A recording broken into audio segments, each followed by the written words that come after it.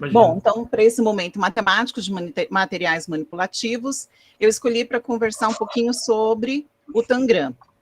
É um campo bem grande, essa questão do material manipulativo, dos jogos, tem bastante discussão a respeito. Então, o que eu trouxe foi, assim, uma pincelada.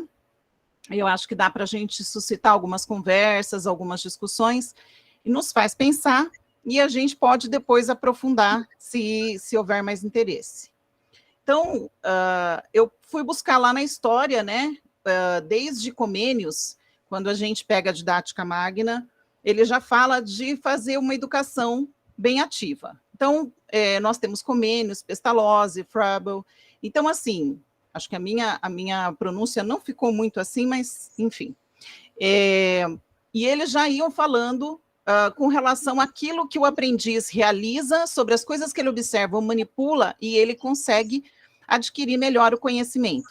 Já no século XX, então, nós temos Decroly, Dewey e Frenet, que trazia a visão de que os conhecimentos formais deveriam se cruzar com o cotidiano do aluno ou com coisas que fossem próximas dele, né? Pensando aí no cotidiano, no dia a dia, tá? Um material manipulativo, é importante lembrar o seguinte: não é o material manipulativo em si que vai proporcionar a aprendizagem, mas como as atividades são propostas, as interações do aluno com o material é que vão permitir que, pela reflexão, ele se apoie na vivência para aprender. Então, separando o material manipulativo de jogos, ele é um material que o aluno tem acesso. Então, os autores, eles nem separam, eles nem colocam como material concreto, sendo aquilo que você pega, algo tangível. Porém, ele diz, uma situação concreta em que o aluno possa pensar sobre e agir sobre, ele vai ter muito significado e pode contribuir muito para a aprendizagem dele, tá? Então, a gente precisa começar a pensar nesses momentos em que fala-se, vamos trabalhar com material concreto. É importante? Sim, né? Mas nesse caso de concreto, e aí a gente sabia fazer essa diferenciação para ter mais específico ainda os meus objetivos dentro de sala de aula.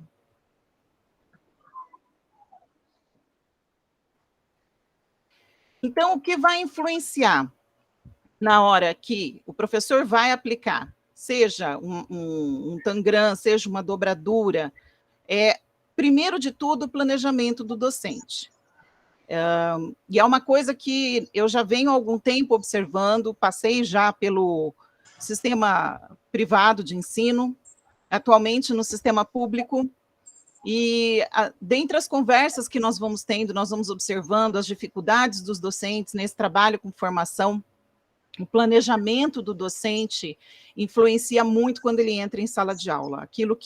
Para o que ele se prepara, o que ele lê, o que ele leva, o conteúdo que ele tem, ali vai fazer muita diferença, né? A gente sabe que pela carga horária do docente, as dobras que são feitas, né? Muita gente precisa, né? Trabalha o dia todo, tem que dobrar, às vezes, até 3 períodos, né? E, às vezes, alguma coisa vai ficando, né? Então, numa dessa, tem se falado muito sobre o resgate desse planejamento docente, mas um planejamento que abra mesmo a atividade, não com aquela metodologia, quando a gente fez faculdade, em que você tinha que colocar objetivo por objetivo, e seguir aqueles passos, porque acaba se tornando uma coisa mecânica, mas um olhar para o planejar, em que eu consiga enxergar onde eu quero chegar com o meu aluno. Outro ponto que influencia muito quando eu vou trabalhar com material manipulativo são as intervenções que eu faço ali com o meu aluno. Então, esse aluno está ali em sala, ele está trabalhando, ele está realizando a proposta que foi colocada, né? Quais são as boas perguntas que eu vou levar para ele, para fazê-lo pensar, para fazê-lo procurar, para desafiá-lo, para que ele avance dentro do conhecimento, né? Pensando, se dentro do planejamento o docente sabe o conteúdo, conhece o conteúdo, ele vai fazer um bom planejamento e ele vai conseguir, então, prever intervenções que vão, de fato, trabalhar com a mente do aluno. E, por último, a sistematização realizada ao final da proposta. E que muitas vezes na correria, às vezes o sinal toca, a gente está falando, né? E a gente não consegue dar aquele fechamento, aquela finalização para o aluno.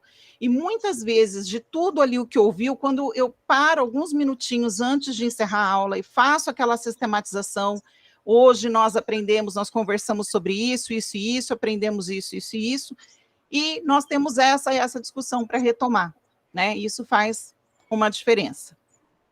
Entretanto, dentro desses pontos que eu trouxe, e realizando, né, as minhas leituras, eu trago a fala aqui do professor Sérgio, de que muitos professores não detêm os conhecimentos geométricos necessários para a realização das suas práticas pedagógicas.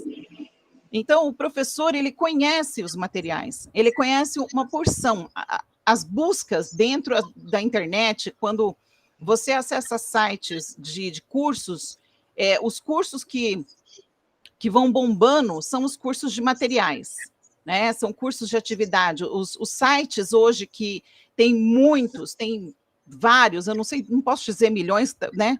Mas assim, milhares de professores seguindo, Instagram, Facebook, são sites de pessoas que fazem atividades e entregam atividades prontas, né? Então, isso é um crescente, assim, muito preocupante. E essa questão de ter o conhecimento geométrico é essencial, porque esse é o ciclo. Se o professor não tem esse conhecimento geométrico, ele acaba, ele precisa ensinar geometria, ele precisa dar alguma coisa em sala de aula referente a esse assunto. Ele vai atrás de um material e muitas vezes ele acaba transformando esse material na salvação. Então, é como se o material manipulável, por si só, fosse a resolução dos problemas e fizesse, então, com que os alunos alcançassem os objetivos propostos, né? Por isso que eu trouxe, então, antes, pontuei que isso, o planejamento, né, essa parte da intervenção e a sistematização é que vão fazer uma grande diferença ali com os alunos em sala de aula.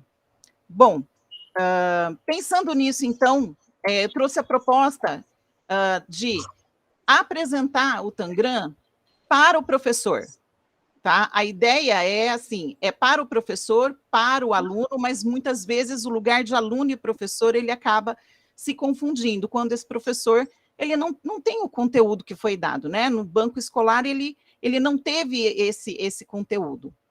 E então é interessante que o professor tenha a vivência para que quando ele chega em sala de aula, ele consiga usar esse material manipulável de forma adequada, né? E que ele consiga extrair dele o melhor que ele pode.